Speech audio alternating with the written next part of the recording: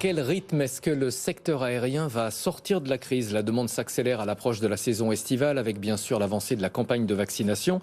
Toutefois, le retour à la normale pourrait prendre plusieurs années. Ce sont les acteurs du secteur aérien eux-mêmes qui le disent, d'autant que ce secteur se retrouve confronté à d'autres enjeux, notamment celui de la transition écologique. On va en parler avec Jocelyn Joven, rédacteur en chef chez Morningstar France. Bonjour, merci à vous d'être en direct avec nous.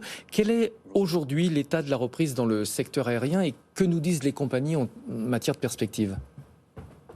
Alors, on le voit d'un point de vue boursier notamment, le secteur a connu, comme le reste de l'économie, une évolution en V. Par rapport au reste du marché, le secteur des voyages et loisirs a sous-performé le marché européen l'an dernier en perdant près de 15% et surperforme, mais très modestement, depuis le début de l'année, avec un gain de 13% contre un rebond de 12% pour l'ensemble des actions européennes. Alors, ça montre que les investisseurs reconnaissent que d'un point de vue épidémiologique, on s'oriente vers du mieux avec l'intensification des campagnes de vaccination et des plans de soutien au secteur, mais ils font quand même un peu preuve d'attentisme si on compare par exemple la performance du secteur avec un autre domaine qui a été fortement touché par la crise du coronavirus, le secteur de l'automobile. Le transport aérien, évidemment, c'est une activité polluante. Comment est-ce que ces compagnies aériennes sont perçues du point de vue de leurs critères ESG?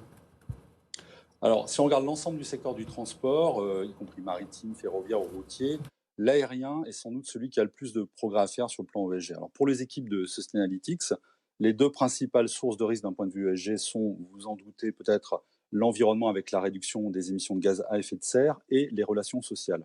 Alors, sur le plan environnemental, les questions sont essentiellement centrées autour de la modernisation des flottes afin de permettre une réduction de la consommation de carburant et la recherche de nouvelles technologies de propulsion comme l'utilisation de biofuel, voire à terme l'hydrogène. Toutefois, ce sont des technologies qui sont soit au stade expérimental ou qui démarrent seulement maintenant, ou au stade de la recherche, ce qui veut dire qu'elles ne seront pas utilisées massivement avant de nombreuses années.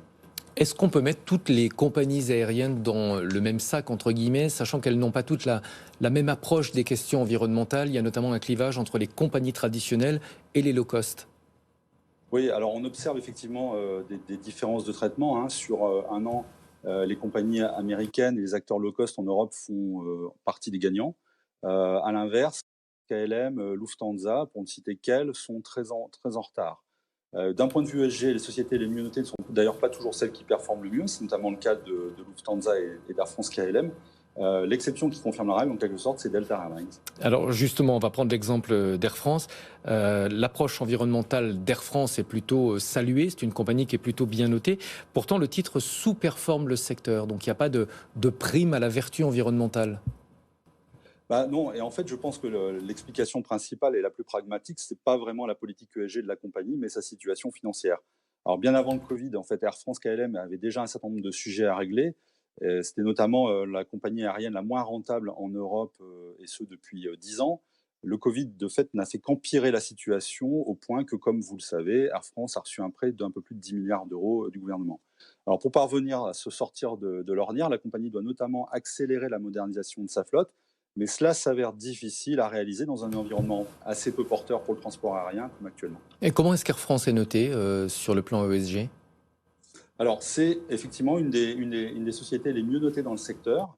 Et pourtant, outre la restructuration qu'elle doit conduire, qui devrait être une source de forte tension sociale, Air France est confrontée, comme ses concurrents, à une réglementation de plus en plus sévère en matière de réduction des émissions, ainsi qu'à des standards en matière de sécurité des voyages aériens très contraignants.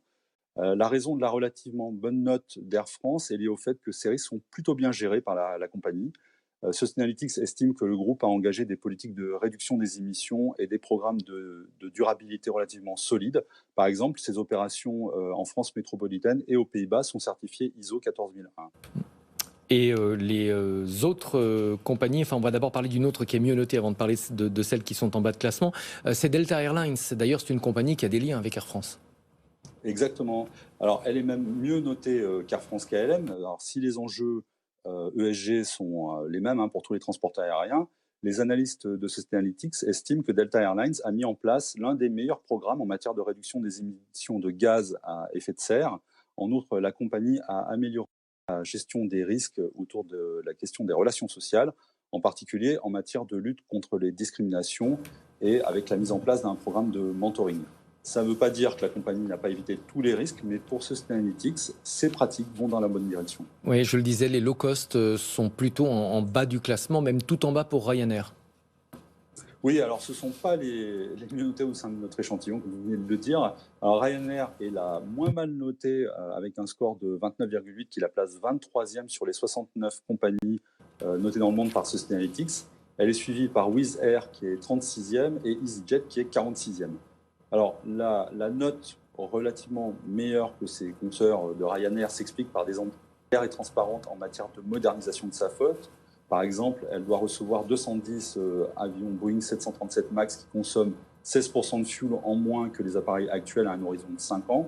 En revanche, la compagnie n'a pas encore mis en place de certification ISO 9001 ou IOSA, qui sont pourtant considérées comme faisant partie des meilleures pratiques du secteur.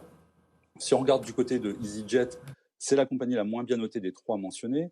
Alors le problème vient à la fois de la gestion des émissions de gaz à effet de serre, mais aussi des questions de régularité de ses vols et de qualité de service qui peuvent être des sources de pénalités financières pour la compagnie. Alors son risque est de 34,6, qui est relativement élevé dans le secteur. Enfin, Wizz Air, qui affiche un risque ESG élevé de 32,4. Alors celui-ci s'explique notamment par l'absence de reporting ESG répondant aux standards du GRI, qui en fait regroupe les bonnes pratiques mondiales en matière de reporting public autour des problématiques ESG.